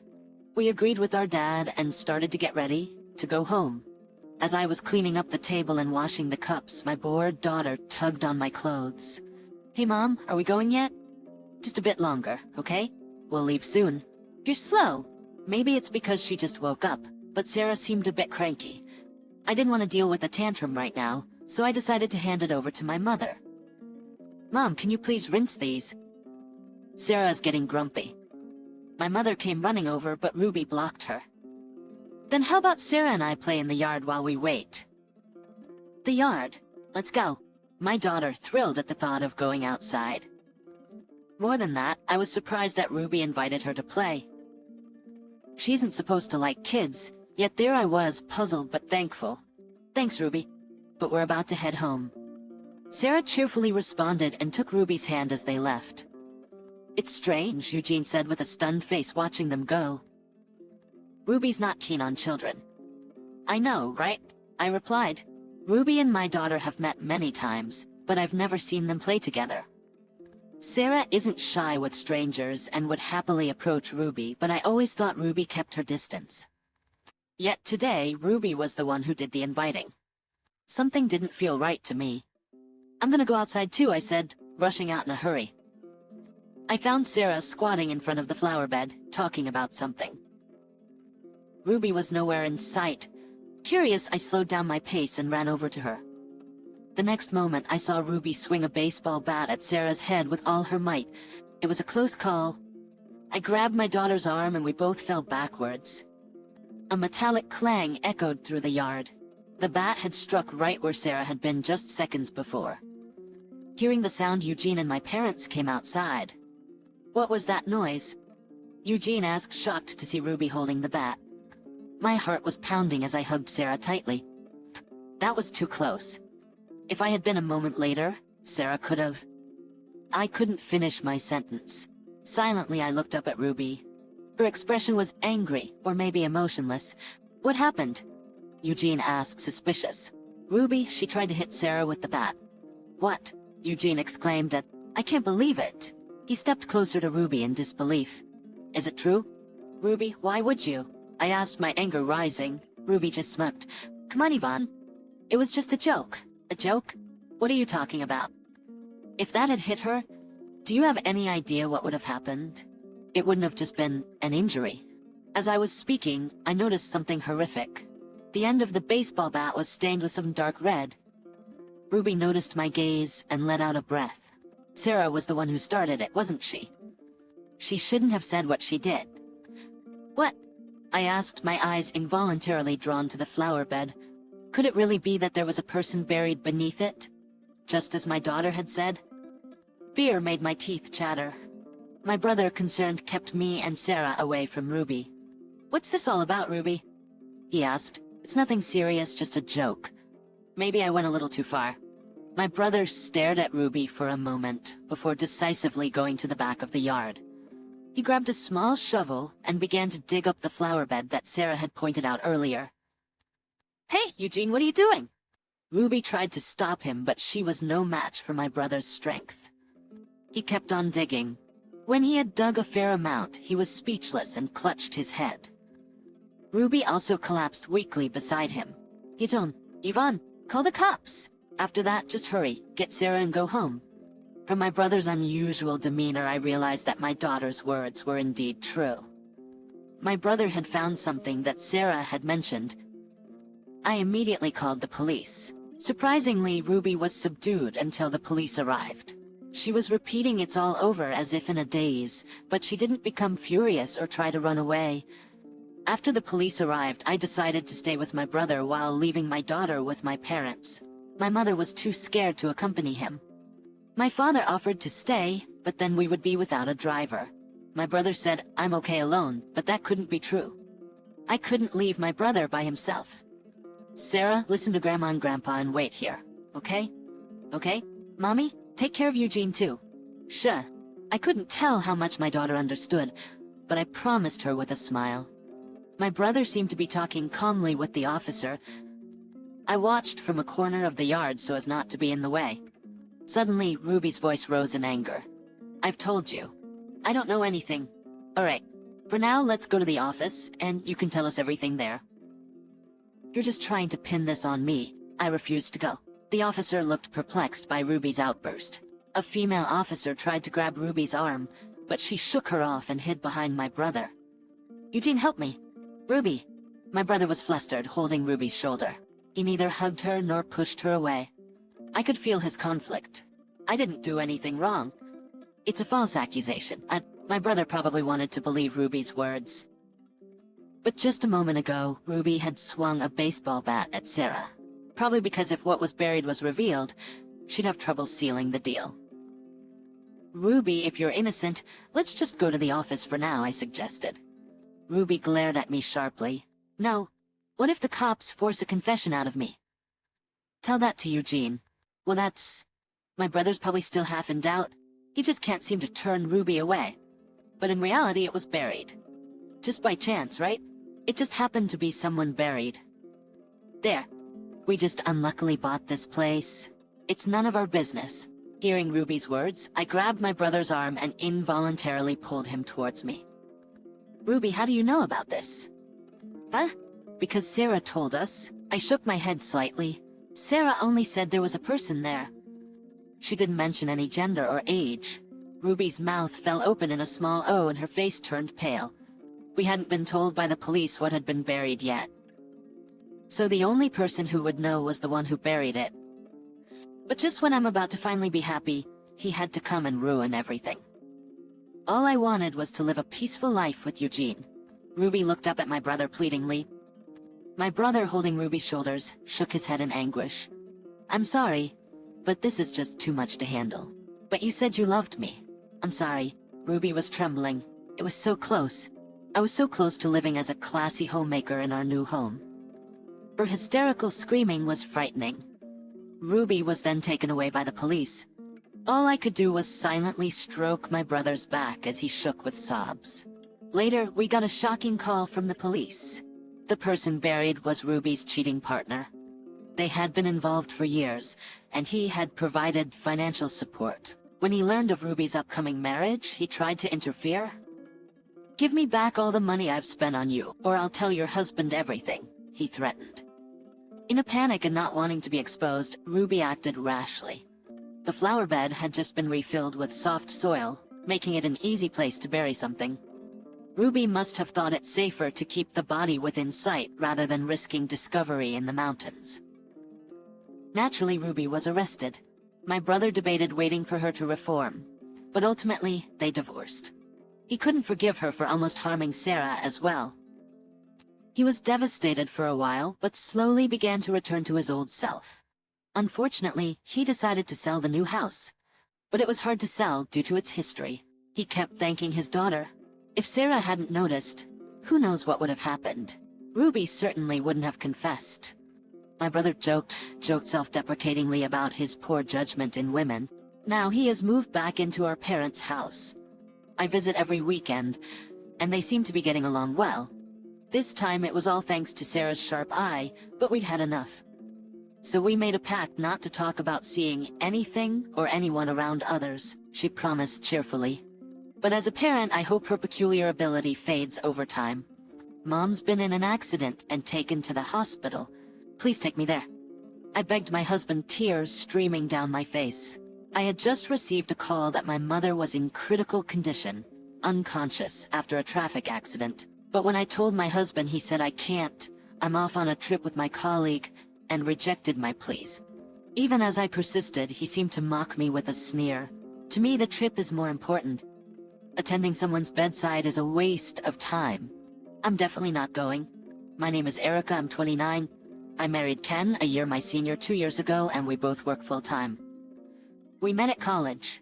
There were many classmates, so it was hard to talk to everyone, but we got closer after sitting next to each other at a party one day. We also discovered that we were both only children raised by single mothers after losing our fathers early, which brought us closer quickly. We started going out often, and it naturally led to a relationship. As we both settled into our jobs after graduating from college, Ken proposed. We're both satisfied with our careers, so we haven't thought about children yet. We have talked about buying a house when the time comes. We're currently renting a place, and both of our homes are nearby. Since both of our fathers passed away, our mothers live alone. My mother Sally and my mother-in-law Mary get along very well. They became friends because they were close in age and had raised their children on their own without remarrying. They often have coffee and travel together. I was surprised because I never expected them to become so close, but it's great seeing them happy, as they seem to have a lot of fun together. Mary treats me well too. However, Ken seems to dislike that Mary prioritizes my mother over him. He has a strong attachment to his mother. Before marriage, I knew he cherished his mother from his behavior. I was also brought up in a single-parent household, so I can understand his feelings. After getting married and starting to live together, I saw his true nature. Once when my mother sent a picture of her having lunch with Mary, the message said, "I'm having lunch with Mary now," and a picture of the two of them smiling was attached. I remember naturally smiling as well. "Hey, Ken, it looks like your moms are having lunch right now. Look, they sent me a photo," I said and showed the image to Ken, who was just at home. But as soon as he saw it, he was in a good mood. It got so bad that I clicked my tongue. "Is this some kind of spite?" I asked. "What did you say?" I didn't know he disliked my mother then. It was true that Ken often didn't talk much in front of his mother, but I thought that was because he was nervous because he had only been married for a short time. I never imagined that he would shun my mother just because she was on good terms with his own mother. Because of that, my mother has been turning down my invitations to dinner lately. I've been telling her that she has plans with Sally. "Don't you know that your mother should be a little more reserved?" I had no idea that Ken was thinking such a thing, and I was shocked to hear him say something bad about my mother. My mother-in-law apparently realized early on that Ken hated my mother. Mary realized Ken's feelings early and scolded him during dinner when he was being sarcastic to my mother. "Ken, what's this attitude towards Sally? Stop it. What's this? Mom always supports this person. You've always said that I'm your precious son. It's funny how you prioritize someone you've recently become friends with over your own son," Ken retorted, saying, "I'm sure not, but to be honest, I couldn't help but think that his obsession with his mother-in-law was abnormal." Later, Mary apologized to me and my mother when Ken wasn't around. "I might have spoiled him too much. I'm sorry, Mary, there's no need to be worried. I don't either. Ken really loves you." My mother, calm by nature, doesn't usually get angry at people. This time as well, she pretended to understand Ken without blaming him, but I quickly realized that she was actually hurt in her heart. Ken's attitude worsened, criticizing my mother every chance he got. He has never openly attacked his mother because his stepmother protects her.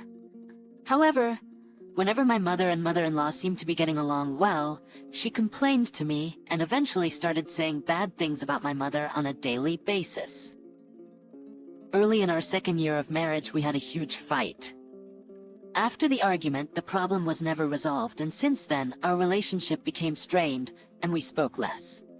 Lately, Ken's been coming home late and going out alone on weekends. When I asked, he said it's just work, and he needs to work more time, but something felt off. Even when he said that, I wasn't very convinced and couldn't shake the feeling of discomfort. Then, one Sunday when we were both off, Ken was packing for something. Apparently there is no day off work today. As I was about to ask Ken why he was packing, a call came through on my smartphone. An unknown number displayed on the screen, and with curiosity, I answered only to find out it was the police on the line. They confirmed I was Sally's daughter, and then dropped the bombshell. "Your mother has been in a traffic accident. Went blank. My mom. They told me she had been taken to the hospital in critical condition, unconscious." After getting the hospital's name, my shaking hands managed to end the call. Tears flooded my eyes. As I struggled to think, I knew I needed to get to the hospital. Without a driver's license, I pleaded with Ken to take me. "Ken, it's awful. Mom's been in an accident, she's at the hospital. Please, we need to go now." But Ken just turned a disgusted face towards me. "Huh? I've got a trip with my colleague now. I'll miss the gathering time." "Deal with it yourself," he firmly refused. "A trip? I had no idea it was today." I realized why he was packing, but he hadn't informed me at all. He then shocked me by saying the trip was for 2 weeks. "You can't be serious." "Mom might." "Quiet down, the trip is more important to me. Besides, your mom is just an unrelated old woman to me. Visiting her would be a waste of time." "I'm not going," Ken mocked me with his cruel words. "Get away. I'm busy and I have a plane to catch, he said, pushing past me and humming as he packed his clothes into his suitcase. Furious, I yelled, "You're the worst! Just do whatever you want," and stormed out to take a taxi to the hospital. Ken left for his trip as planned, completely unaware of the crisis unfolding around me. I tried calling him repeatedly, but to no avail. The 2 weeks passed without any contact. 2 weeks later, Ken came home in high spirits. I greeted him with a cold stare. "I have to go give my mom a souvenir now. I wonder if she's doing well." He cheerfully talked about visiting his mom with souvenirs. I silently agreed to go with him to his mother's house. On the way, he joyfully talked about the gifts he bought, not mentioning a word about my mom's accident. When we arrived at my in-laws' house, Ken stopped us as we were about to open the front door. "Huh? Why is it locked?" Arriving at a locked front door puzzled him. "Is Mom out?" he mumbled. Pushing past him, I used the spare key I had to open the door. "Why do you have the house keys?" Ken looked suspicious, but I didn't respond. Ken entered before me and tilted his head as he couldn't find his mom. Stopping him from heading to the living room, I directed him, "Not that way. Come this way," leading him to another room. The door was open, and inside was a fresh portrait of his mother, Mary. "What? What's going on? What is this?" Holding back anger, I sighed and explained, "Mary passed away while you were on your trip." "The funeral is already over," I said, and Ken glared at me furiously. "Don't joke, this can't be. Why should she die? It was your mother who was supposed to be." I was appalled by his disgraceful outburst, but I calmly told him what happened after my mother's accident. My mom woke up after the accident and is recovering from a fracture. She is still in the hospital, but thankfully she is alive thanks to the efforts of the medical team. Ken, still not understanding, asked, "Then why is my mom?" I struggled to say, "The day your mom fell from the pedestrian bridge, she was on her way to our house." I suggested that he had told her about the trip. "You told your mom in advance that you were going on a trip, right?" "Huh? Oh, I did say that. Mary has been distrustful of you lately.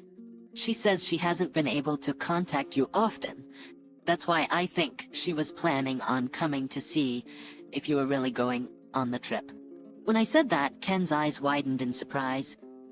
"A month ago, Mary told me that she used to hear from Ken almost every day with calls and texts, but recently the communication had almost stopped. She would try to call him because of urgent matters, and when he would call back, he would say he was busy and hang up quickly. Mary thought maybe Ken was just getting older and not clinging to his mom as much, but she couldn't shake the feeling that Ken was hiding something.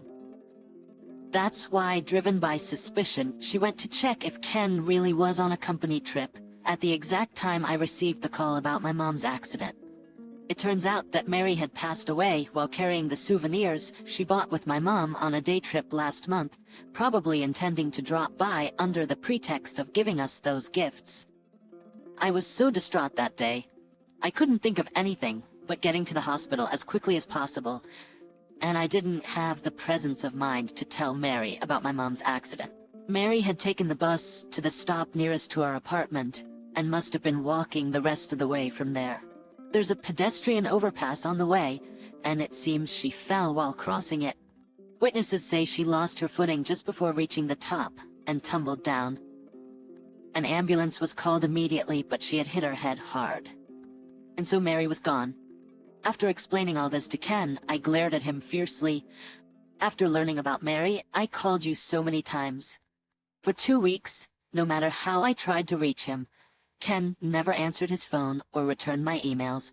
Since there was no other relative who could arrange the funeral, I did everything. I had to take on that role and managed to get through Mary's funeral while my mom was still in a critical state. These past 2 weeks, you've been ignoring my calls and gallivanting around, right? This whole thing has shown me exactly what kind of person you are. I'm divorcing you." When I declared that, Ken just collapsed to the floor and started bawling. "You, how can you talk about divorce right after your mom passed? And I didn't contact you because I was always with my coworkers, I didn't have the time." He blubbered, making excuses. I was getting even angrier. "Stop lying," I shouted, pulling out a piece of paper from my bag and thrusting it in front of Ken. It was the schedule for the trip I found in Ken's room. It says here the trip was from the 12th to the 19th for 1 week. But you were gone from the 5th to the 19th. Right before you left, you said the trip was 2 weeks. So where were you, and what were you doing for that first week? Well, I know what you've been up to. You've been cheating, haven't you? And you spent that week with her, didn't you? I said, confident in my accusation. Ken stopped crying and started to panic. What are you talking about, cheating? I took the rest of the week off to travel with a friend for a break. I've been so busy at work lately. Sick of his lies, I pulled out a smartphone from my pocket. The moment Ken saw that, his face turned pale. This phone was Ken's, found in his wardrobe while he was away. There's probably another smartphone in Ken's bag. He probably had another phone in his bag to communicate with his mistress.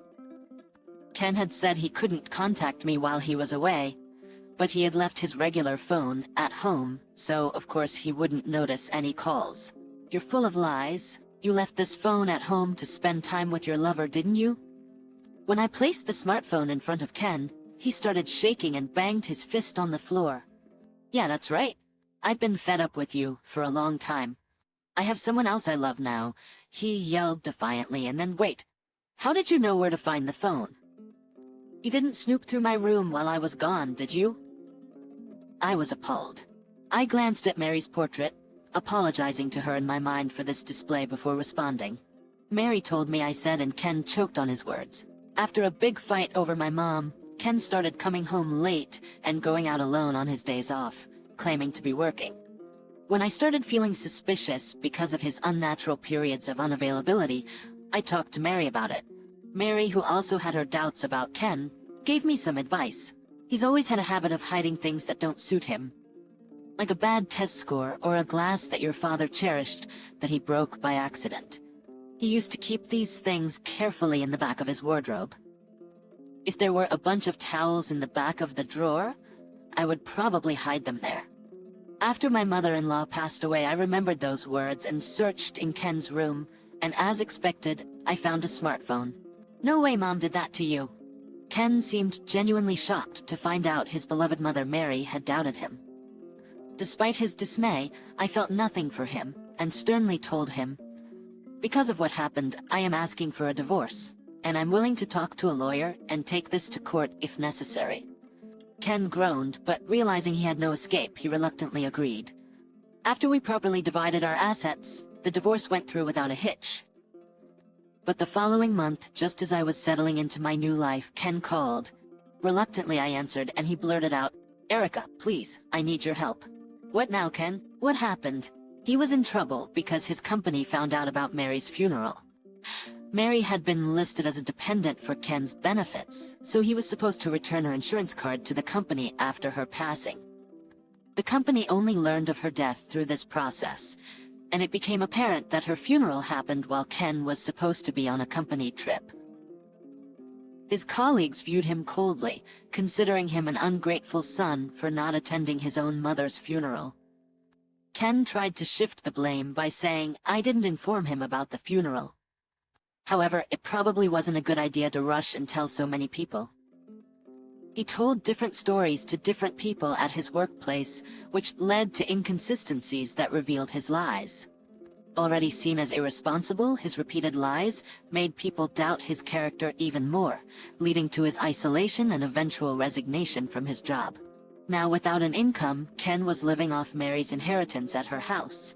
The neighbors found out I didn't attend the funeral, and it's awkward just walking outside.